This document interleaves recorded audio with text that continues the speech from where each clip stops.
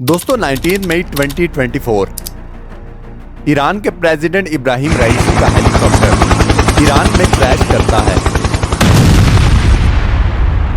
The president of Iran died yesterday in a helicopter crash. यह वाकया Iran के इलाके तबरेज से नॉर्थ ईस्ट में लगभग 86 किलोमीटर दूर होता है। तबरेज का यह इलाका माउंटेन्स और गहरे जंगलात पर मुश्तमिल है। ईरानियन ऑफिशियल्स के मुताबिक अब तक इस वाकये की असल वजह वहां की बैड वेदर कंडीशंस बताई गई हैं। दूसरी जानिब फार्मर ईरानियन ऑफिशियल पार्टी का यह मानना है कि इस सब के पीछे अमेरिका का हाथ है। ईरानियन पॉपुलेशन इस सब का जिम्मेदार इजराइल को समझती है।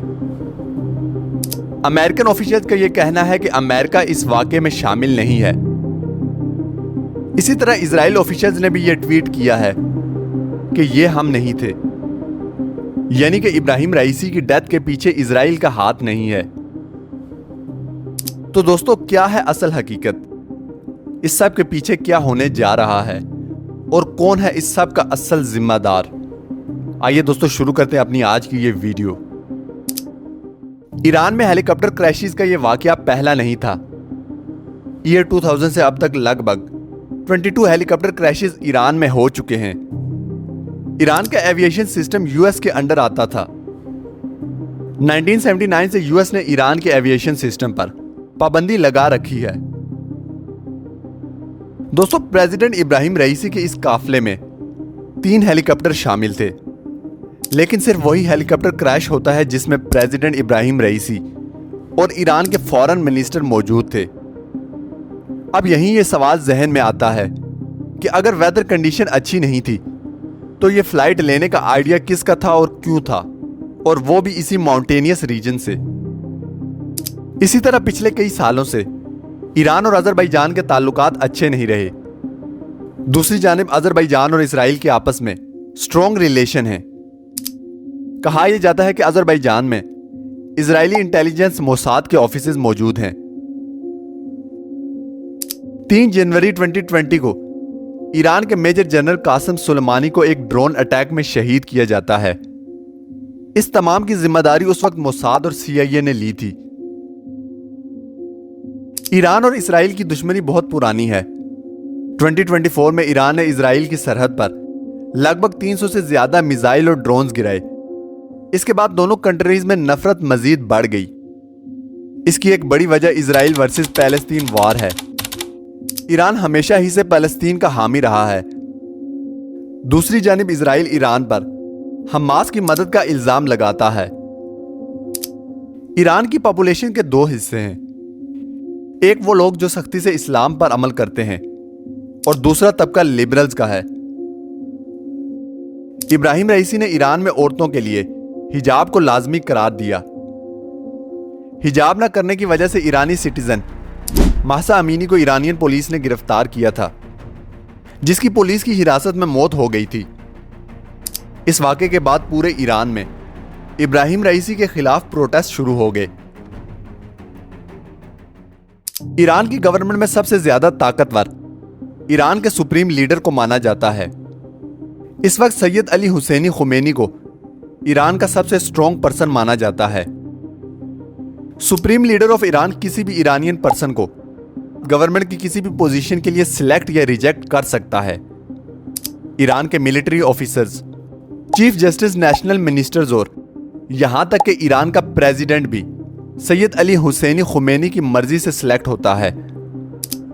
ईरान का कोई भी काम सुप्रीम लीडर की मर्जी के बगैर नहीं किया जा सकता।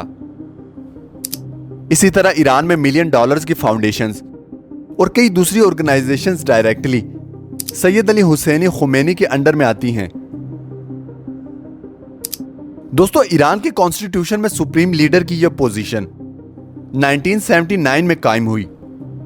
1979 में आयतुल्लाह खुमैनी ने ईरान को इस्लामी जमहूरिया करार दिया। इसके लिए पूरे ईरान में एक रेफरेंडम करवाया गया, जिसमें लगभग 98.2% ईरानियंस ने ईरान को इस्लामी जमहूरिया तस्लीम किया। 1979 में आयतुल्लाह खुमैनी को ईरान का सुप्रीम लीडर करार दिया गया। इसके बाद 1989 में आयतुल्लाह खुमैनी की डेथ के बाद सैयद अली हुसैनी खुमैनी को ईरान का सुप्रीम लीडर करार दिया गया। ईरानी प्रेसिडेंट का असल काम दूसरे कंट्रीज और इंटरनेशनल ऑर्गेनाइजेशन के साथ ताल्लुकात और मुख्तलिफ मुआहदे साइन करना है। इसी तरह ईरान की foreign policies, national planning, budget और ईरान की करंट अफेयर्स को देखना है। लेकिन ईरानी प्रेसिडेंट इन सब पर फैसला ईरान के सुप्रीम लीडर की मर्जी के बाद करेगा।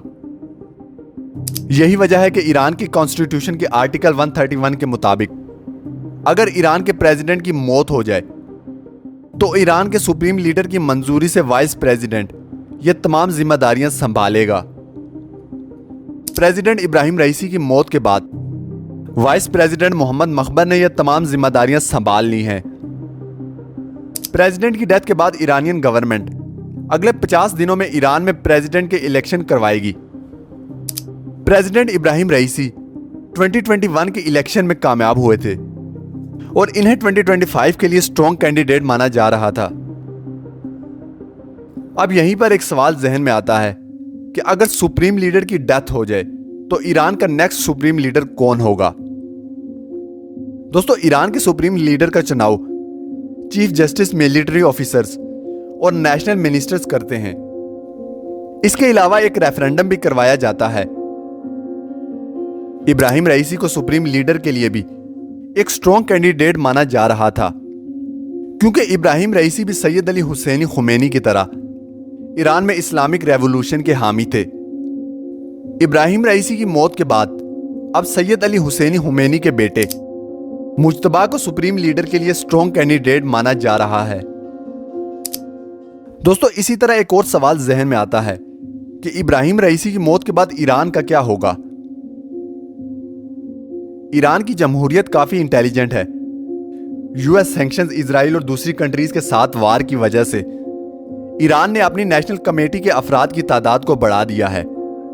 ईरान में इस्लामिक रेवोल्यूशन से कई ऐसे वाकयात हो चुके हैं जिनमें ईरान की लीडरशिप को खत्म किया गया। इसी तरह CIA और मोसाद ईरान में फुली एक्टिव हैं। यही वजह है कि वहां बड़ी नेशनल कमेटी होने से ईरान इन मुश्किलात पर आसानी से काबू पा लेता है। इब्राहिम रईसी मुस्लिम इत्तेहाद के जबरदस्त हामी थे। इब्राहिम रईसी ने सीरिया के साथ ईरान के स्ट्रेटेजिक रिलेशन को कायम किया। रशिया यूक्रेन वार में इब्राहिम रईसी ने रशिया का साथ दिया। 2023 में चाइना और ईरान ने 20 डिफरेंट प्रोजेक्ट्स पर साइन किए। इब्राहिम रईसी ने ईरान और सऊदी अरेबिया के रिलेशंस को दोबारा कायम किया। इसी तरह ब्रिक्स, G20, OIC और एशिया में बहुत से इत्तेहाद में ईरान सबसे आगे है। इजराइल गजा वार में इब्राहिम रईसी ने खुलकर इजराइल और अमेरिका की मुखालफत की और इनके खिलाफ एक्शन लेने का ऐलान किया।